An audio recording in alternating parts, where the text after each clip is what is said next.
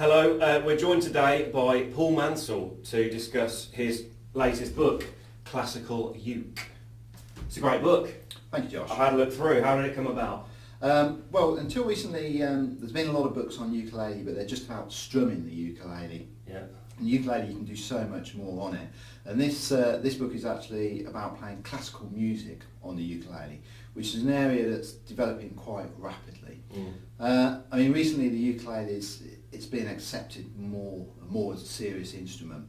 You know, there's a lot of people out there doing complicated stuff, and hopefully this adds to that. So rather than just sitting and strumming songs, this book has 20 classical pieces in there by Bach, Cooley, people like that, with the tab and the music, how to play it. Yeah, it's interesting you should say that, because my knowledge of ukuleles before this was fairly limited, to be honest. So I wasn't aware of like the potential. But then, you know, there's no reason why it can't be used to play any style of music. It just hasn't been done very much, and obviously this book is one of the first to do classical, isn't it? It's one of, there's a few out there, a couple of really good ones, and hopefully this one adds to that as well.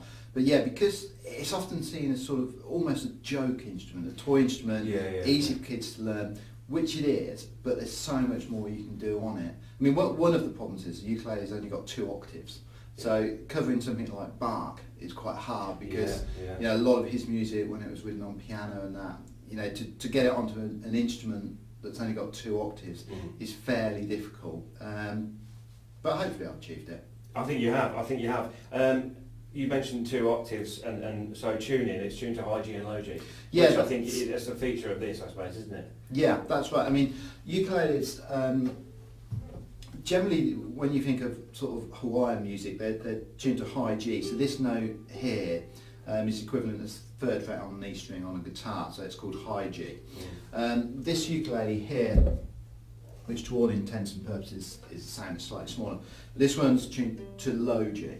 So effectively this G here is an octave lower than the G on there. And people sort of have their sort of favourites. I prefer the high G, but this book you can play all the pieces on low G or high G, which is quite unusual actually, and I'm sort of pleased to be able to achieve that. Yeah. Why? It's just a random question. Difference in size, is that because of the octaves? No, it's not. Good question actually. Ukuleles come in sort of 3 or 4 sizes. This is, well, it used to be the smallest, it's not. There's one smaller than this now.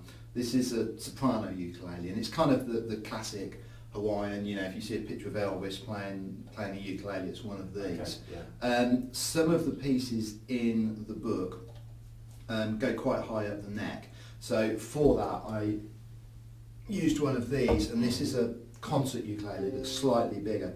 So you can see you've got slightly more room up the neck. Also on the larger instruments like this, the intonation, i.e. the sort of tuning between the strings, tends to be a little bit better. Okay. On some of the smaller instruments, they can go a little bit out of tune as you go up high. Yeah. There's a piece in here called Romance of d'Amour, and so on. When you go up to here, the high A, sometimes on a soprano it can sound a little bit sharp or flat, not quite right, whereas on these they tend to sound a little bit better. Yeah, so because the frets are so close together, the difference between the notes is so small that it can sound a bit, is that anything to do with it? Almost, yeah. It's also that the frets are close together, it's hard to get your fingers around them, so that gives you a little bit more room on one of these. Okay. Yeah. So why Classical Uke? How did this book come about? Why did you write it? I teach ukulele, and as well as teaching ukulele, I teach classical guitar.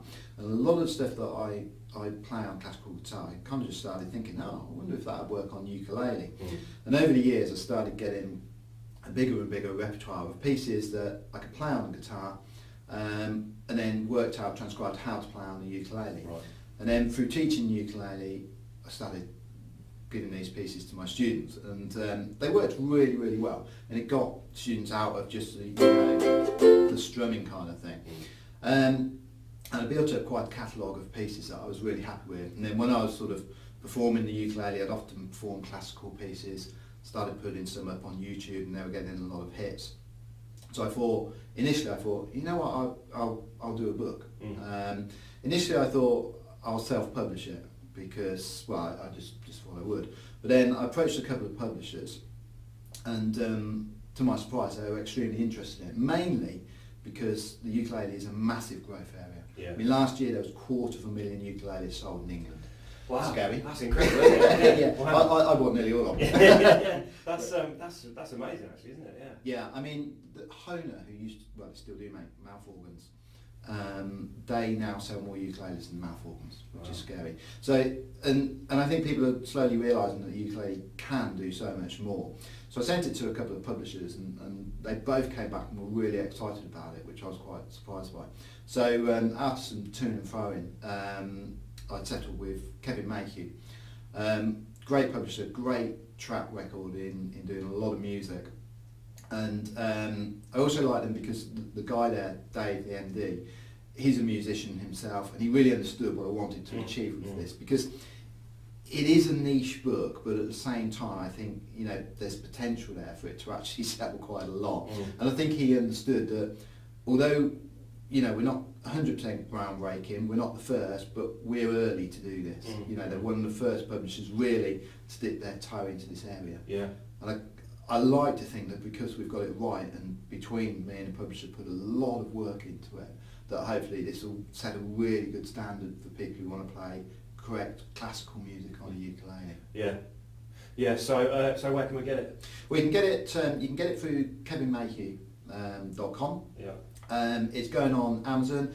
It should soon be in your local music shop as well, or you can get it at my website, paulmansell.co.uk, and it'll be on eBay and Amazon, places like that as well. They're going to do an ebook version of it as well. Cool. It also comes with a CD.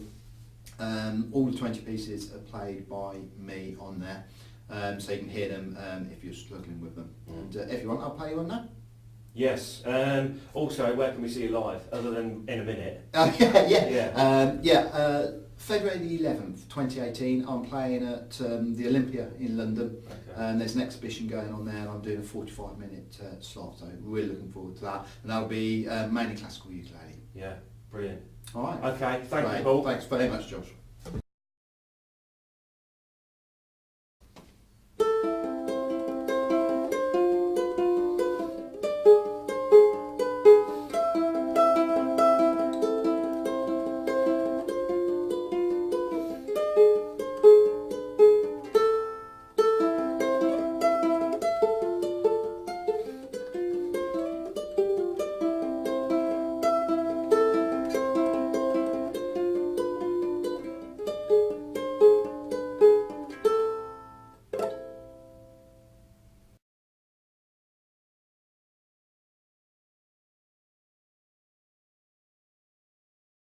No, I'm just an anonymous person.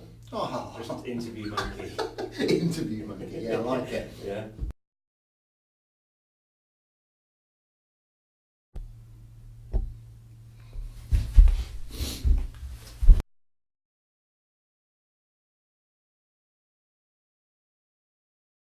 Good.